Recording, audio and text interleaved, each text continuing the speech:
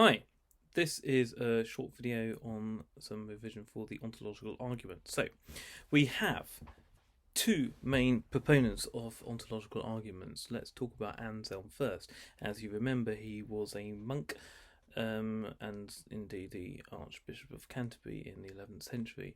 And in Proslogion, which is of course in the form of a prayer he writes to God, he is exploring the relationship between faith and reason. So, credo ut intelligam, I believe, in order to understand.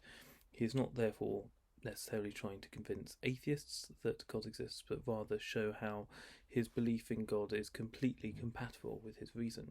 And there's an important link, I think, to paper 2, correction to paper 1 there.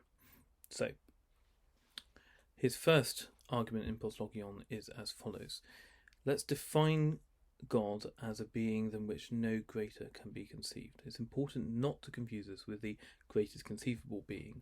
The greatest conceivable being is essentially a superlative, and as Paul Tillich reminds us, when applied to God, all superlatives become diminutives. Of course, they put him on the same level as creatures. The worst Shakespeare character, Romeo, is still a character by Shakespeare. So the greatest conceivable being would be a being that is conceived and belongs to a set of beings. God is not a being, as you remember, again, Tillich. God is being itself. And Polkinghorne would agree with that. So that's one little thing to make sure you get right. Anselm's argument runs as follows.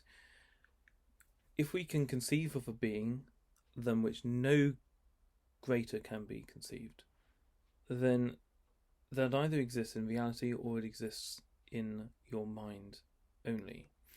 If it exists in your mind, then it is not that than which nothing greater can be conceived, because you can conceive of a being, namely the being than which nothing greater can be conceived, that also exists in reality. Therefore, in order to be that than which nothing greater can be conceived, it must, by definition, also exist in re, in reality. The criticism to this is, well, why should it be better to exist in re than exist merely in the mind? The answer, presumably, is that a good thing is better to exist in the real world than merely in your imagination. If there were a chocolate cake that tasted the best, it was the greatest chocolate cake imaginable, and it didn't make you fat and satisfied your hunger, and wasn't too rich and wasn't too sweet and wasn't too savoury and had all the great texture and moisture and etc, etc, etc. However, you think of the greatest chocolate cake, and that means that it won't be just personal to you, but it will be the one that no one could think of. It would be better if that existed in reality. If something is the worst, it would be better that didn't exist in reality. So you might get the point there. His second version of the argument, if you remember, is that there is a being such that that being cannot not exist. Let's say a necessary being.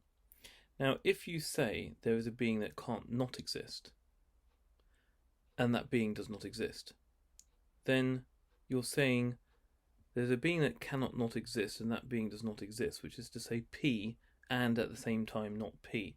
You've involved yourself in a contradiction. Shut up. Stop saying gibberish.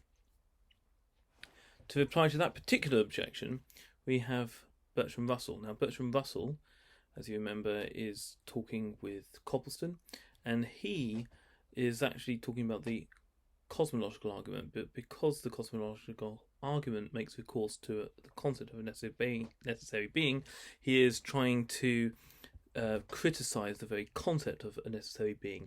And Russell says the concept of a necessary being is incoherent because necessity only applies to analytic statements, tautologies such as a bachelor is an unmarried man, and these are always late in the build-up of facts or knowledge.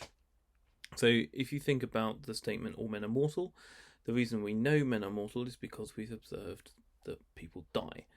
Hopefully not too many people in today's climate, but now's not the time to be flippant about that. just trying to keep things light-hearted because it's unusual times. So, having observed that people die, we therefore decide to include it in our concept of a man that he is mortal. But you note that the definition has arisen after the observation of fact, and therefore a posteriori precedes a priori definition, according to Russell. Now, my response to this would be, well, we don't have to have any experience of the actual thing to agree on a definition. We know, or rather, we don't know anything about unicorns in terms of existing. I haven't seen a unicorn, but the concept of a unicorn is a horse essentially with a horn on. We understand the terms, and we can define a new thing with just the understanding of those terms. So there can be a priori. Of course, if you're going to really chase down this argument, then you would say, but we only know about horses because of some experience of horses and horns. And so this is only to say that all language is, if it's ostensive, which means pointing to something, eventually points to an object. So this is where Gounod's, I think, better criticism of the ontological argument comes in, where he says, okay, so all you're talking about really, Anselm, is words. This is the de dicto criticism of the word. And all you're talking about is the concept of a being that cannot not exist. You're not talking about necessarily an actual being. So that's where Russell's main point, if you show me a necessary being, I'll agree it's a necessary being, kind of comes to the fore. Now, Gounod's more famous criticism is the so-called lost island, or sometimes the perfect island. So he tries to draw an analogy and say, well, by your argument that than which nothing greater be conceived would be better in reality than in the mind only, I could postulate the existence of an island that is lost and, all these wonderful things, and therefore it is better that exists than it doesn't exist, so it must exist. But no one would be convinced by this. It's stupid, so why does it apply to God? Now, Plantinga points out that it's a false analogy. Islands have no intrinsic maximum. You could always add an extra palm tree or a dancing girl. And it's also contingent. An island is contingent on it being surrounded by sea. So it's just a false analogy. And Gounod, frankly, should have known better. And Anselm just says, yeah, so this only really works for God. So don't know what you're chatting about. That's the older form of the argument. The next form of the argument comes from Descartes. He has two versions of it. The first version is to say that God is the sum of all perfections, and that existence is a perfection, therefore God has existence. And we say, well, it's not very clear why existence should be a perfection. That's a bit odd. But if you think of things, a perfection is when you have something to the highest degree. Existence, having that in the highest degree, would just be to be, as in a necessary sort of form of existence. Then you might understand why he might make this claim. And I think a lot of this is because we in the 21st century are not used to thinking about existence in sort of a sliding scale in terms of contingency and necessity, like they were in the scholastic period of the 16th century, 16th, 17th century. So his next sort of a priori argument is what some people would call the trademark argument. And if you remember, this goes along the lines of, okay, so having established that I exist, and I exist because I think, and when I think, I know that I am a thinking thing, to ask the question, do I exist? Hence the cogito ergo sum. But I also have a concept of myself as precisely only a thinking thing at this point. And furthermore, a finite thing. I know that I lack something, that I cannot support my own existence, and that I therefore am contingent on some other. And this is where essentially he makes this sort of almost like a gradation argument, almost like Aquinas' fourth way, if you remember, that where he says, okay, so knowledge of the infinite is always prior to knowledge of the finite, because in order to know that I lack something, I must understand that maximum which I lack. If you get a 80% on a test, you only know it's 80%. The percent is obviously out of 100. If you just got a score 80, well, you don't know if it's 80 out of a million, or 80 out of 81, or 80 out of 80. You don't actually know if you are lacking anything until you know what it's out of. And so the concept of the maximum, the original, and of the infinite must be prior to your knowledge of the finite, your lack of something. And so the idea of God, in a way, is more original than the idea of the self.